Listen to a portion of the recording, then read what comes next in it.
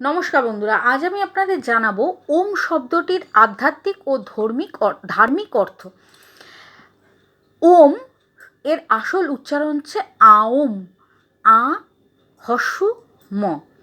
আ উচ্চারণ হয় তালু থেকে, যাকে আমরা ব্রহ্ম তালু বলি।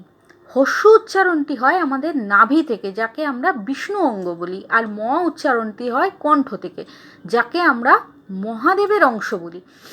তাহলে এই আ থেকে ব্রহ্মা, হস্যু থেকে বিষ্ণু এবং ম থেকে মাহেশ বা মহাদেব, এই যে তিন দেবতা, এই তিন দেবতাকে একসাথে বোঝানো হয় ওম বা ওং এই উচ্চারণের মাধ্যমে।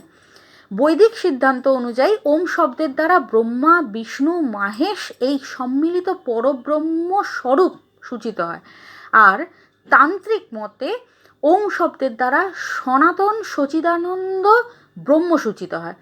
তাই বৈদিক এবং তান্ত্রিক দুটো মতেই এই ওম ধ্বনি অত্যন্ত গুরুত্বপূর্ণ এবং ব্যবহৃত একটি ধ্বনি, যা প্রত্যেকটি মন্ত্রের উচ্চারণের আগে আমাদের মুখে এবং আমাদের যতগুলো কাব্যগ্রন্থ আছে বা আমাদের যত শ্লোক আছে, বৈদিক শ্লোক আছে, তাতে ওম শব্দটি সকলের আগে উচ্চারণ করেই তারপরেই সেগুলো বলতে হয় বা পড়তে হয়।